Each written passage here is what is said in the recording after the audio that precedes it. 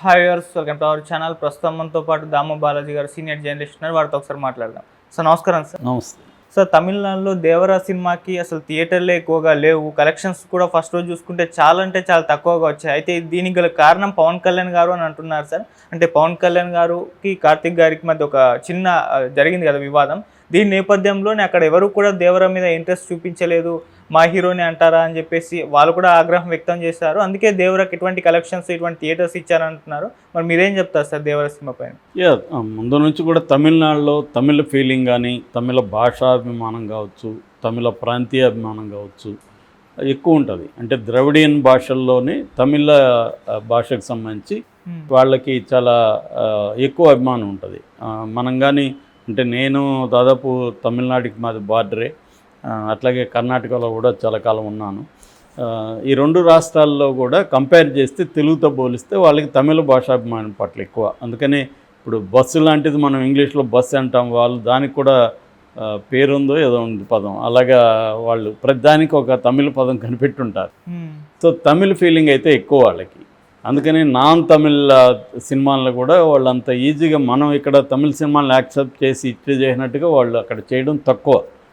So ఈ కాంటెక్స్ట్లో just ఈ దేవర release ముందే కావాలనే పవన్ కళ్యాణ్ దేవరను దెబ్బకొట్టడానికి ఈ పని చేశాడనేది ఇప్పుడు ఇంటర్ప్రిటేషన్ వచ్చింది. ఎందుకంటే మామూలుగా తీసుకుంటే సత్యం సుందరం మెయ్యలగన్ తమిళ్లో, అది మెయ్యలగన్ తమిళ ప్రీ రిలీజ్ ఫంక్షన్లో కార్తీ దాంట్లో వన్ ఆఫ్ ద హీరోస్, అంటే రెండు క్యారెక్టర్లాగా సినిమా చేశారు. అది ఎవరు హీరో అనలేము, అరవింద్ స్వామి కార్తీ ఇద్దరికి ఈక్వల్ ఇది ఉంటుంది.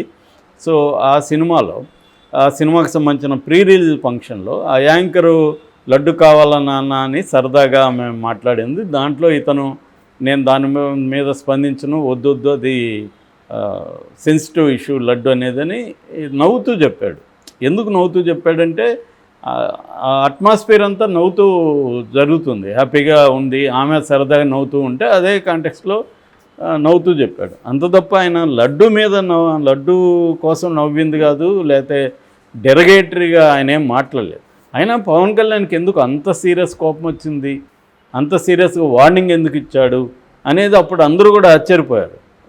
నిజానికి ఆంధ్రప్రదేశ్లో తెలుగు రాష్ట్రాల్లో కూడా ఇదేంటి ఇది ఆ వీడియో ఈ వీడియో రెండు చూసినప్పుడు ఎందుకు అంత పవన్ కళ్యాణ్ ఆవేశపడ్డాడు అని చాలామంది అనుకున్నారు. కానీ నిజానికి ఇది పవన్ కళ్యాణ్ దేవరని దెబ్బ కొట్టడానికి మనసులో పెట్టుకునే చేశాడని ఇప్పుడు ఎన్టీఆర్ అభిమానులు అంటున్నారు.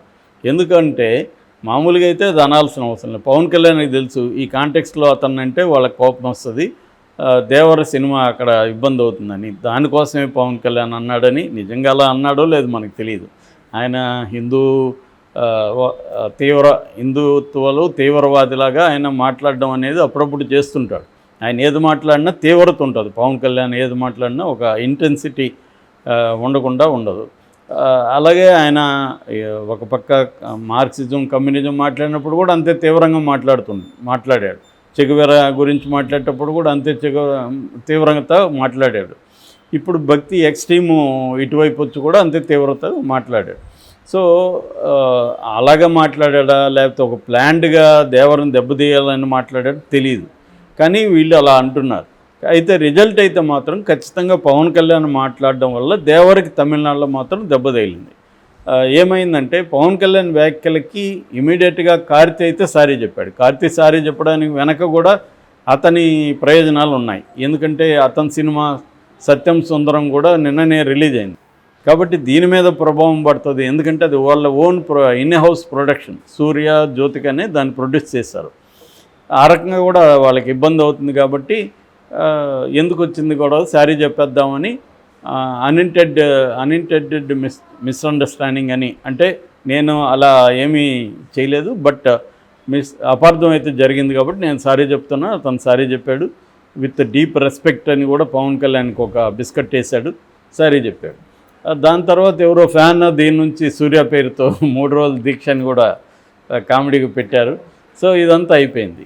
దీనివల్ల ఏమైందంటే తమిళనాడులో ఉండే హీరోలు కావచ్చు, తమిళనాడులో ఉండే ఆర్టిస్టులకి కోపం వచ్చింది. ముఖ్యంగా నాజర్ ఆయన పొలిటికల్గా కూడా యాక్టివ్గా ఉంటారు. ముఖ్యంగా యూనియన్ పాలిటిక్స్లో యాక్టివ్గా ఉంటారు, తమిళ్ ఇండస్ట్రీలో యాక్టివ్గా ఉంటారు. కొంత ఆయనకి చైతన్య స్థాయి కూడా ఎక్కువ, నాజర్కి అనేక విషయాల పట్ల ఆయన స్పందిస్తూ ఉంటారు. సో ఆయన స్పందించాడు సీరియస్గా, అందరికి లెటర్లు రాశాడు. ఇదేంటిది, మనం చేయని తప్పుకి అతను బెదిరించడం ఏంటి, మనం సారీ చెప్పడం ఏంటి, ఒక తెలుగు హీరో మన తమిళ హీరోని బెదిరించే ఇది అతనికి ఎవడిచ్చాడు హక్కు అన్నట్టుగా అతను మాట్లాడాడు. కానీ ఎవరి సమస్యలు వాళ్ళకు ఉంటాయి ఇక్కడ. సో ఆ రకంగా తమిళనాడులో ఇది కొంత వైరల్ అయింది. దీంతో అందరూ ఖండించలేదు ఓపెన్గా, కానీ ఎక్కువ మందికి అయితే ఇది కోపం వచ్చింది. ఎందుకంటే అతను ఏమన్నా తప్పు చేస్తుంటే కార్తీ పర్వాలేదు, అతనేం తప్పు చేయలేదు, సెన్సిటివ్ ఇష్యూ అని మాట్లాడలేదు, కరెక్ట్గానే కదా డీల్ చేశాడు. అతనేమి లడ్డు గురించి ఏమీ బ్యాడ్ జోక్ కానీ ఏమీ వేయలేదు. సో నిజానికి సోషల్ మీడియా చూస్తే లడ్డుల మీద విపరీతమైన జోకులు పేలుతున్నాయి. సో మనకి ఒక ఇర్రెవరెన్స్ అంటారు, ఇర్రెవరెన్స్ అంటే మనకి ఇష్టమైన దాని మీద కూడా మనం జోకులు వేసుకుంటాం. మన సమాజం అనేది మనకి ఇష్టమైన వాళ్ళ మీద జోకులు, మన క్లోజ్ ఫ్రెండ్ మీద జోకులు వేస్తాం, మన తల్లిదండ్రుల మీద వేస్తాం, దేవుళ్ళ మీద వేస్తాం, అందరి మీద, దేవుళ్ళ మీద కూడా బోల్డ్ జోకులు ఉన్నాయి, బోల్డ్ సోకాల్డ్ అసభ్య స్టోరీస్ కూడా మన దేవుళ్ళ మీద ఉంటాయి. అంత మాత్రాన అదేదో భక్తికి వ్యతిరేకం అనేమి కాదు. సో కానీ ఆయన అయితే అది కూడా ఏం చేయలేదు. కానీ ఇతను చేయడం వల్ల వాళ్ళు తమిళ ఇండస్ట్రీ సీరియస్గా తీసుకునిందని, అందుకోసం నిజానికి ఈ మెయ్యలగన్ అనే సినిమా పెద్ద మాస్ సినిమా కూడా కాదు, అది కొంత మల్టీప్లెక్స్ సినిమానే. ఎందుకంటే మనకి 96 తీసిన హీరోని డైరెక్టరే దీన్ని తీశాడు. ఇది నేను కొంతవరకు చూశాను, ఫుల్గా చూడలేదు, అంటే దీంట్లో ట్రైలర్లో చూశాను. చూస్తే అది అర్థమైంది ఏంటంటే ఒక డీసెంట్, ఒక ఇద్దరు ఫ్రెండ్స్ లేదా ఇద్దరు వ్యక్తుల మధ్య జరిగే స్టోరీ. అది పెద్ద మాస్ ఎలిమెంట్లు, పాటలు, డ్యాన్సులు, రొమాన్స్లు అవేమి లేవు. ఎక్కువ భాగం డైలాగ్స్తో నడుస్తుంది. రివ్యూలు చూస్తే కూడా అదే తెలుస్తుంది. మరి ఇటువంటి కాంటెక్స్లో ఆ సినిమాకి అన్ని థియేటర్లు అవసరం లేదు తమిళనాడు, కానీ దానికి ఎక్కువ ఇచ్చి దీనికి థియేటర్లు ఇవ్వలేదు.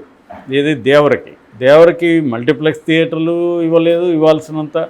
ఇటు మాస్ సింగిల్ స్క్రీన్లు కూడా ఇవ్వలేదు.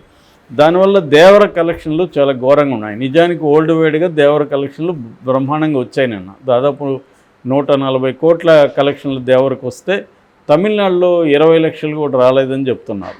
సో ఇది దీనికి కారణం పవన్ కళ్యాణ్ ప్లాన్డ్గానే ఇది చేశాడనేది ఎన్టీఆర్ అభిమానుల ఇంటర్ప్రిటేషను.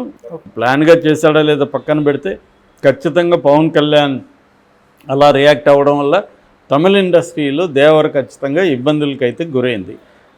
ఈవెన్ నార్త్లో కూడా అంత గొప్పగా ఏం ఫేర్ చేయలేదు, కానీ బెటర్. నార్త్ ఇండియాలో 7 crores నిన్న కలెక్ట్ చేసిందని చెప్తున్నారు.